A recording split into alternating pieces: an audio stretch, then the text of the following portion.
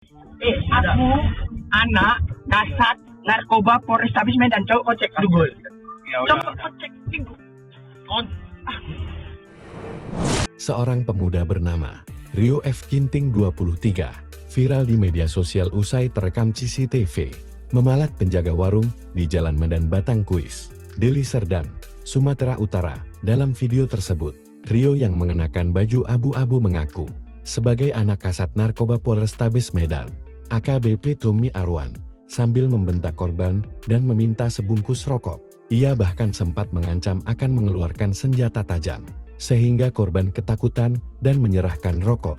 Meski korban tidak membuat laporan resmi, karena menganggap insiden hanya sebatas rokok sebungkus, polisi tetap bertindak. Setelah video aksi premanisme itu viral, Rio ditangkap di Jalan Seirotan dan dibawa ke Polsek Tambun untuk diperiksa.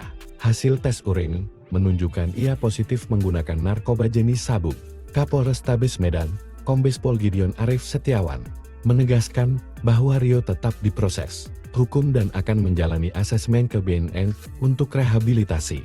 Pihak kepolisian juga menekankan bahwa pengakuan pelaku sebagai anak polisi tidak mempengaruhi jalannya proses hukum.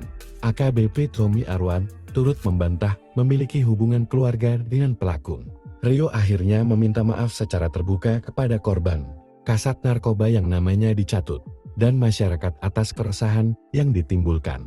Kasus ini menjadi sorotan publik karena menunjukkan pentingnya tindakan tegas terhadap aksi premanisme dan penyalahgunaan narkoba, meski tanpa laporan korban.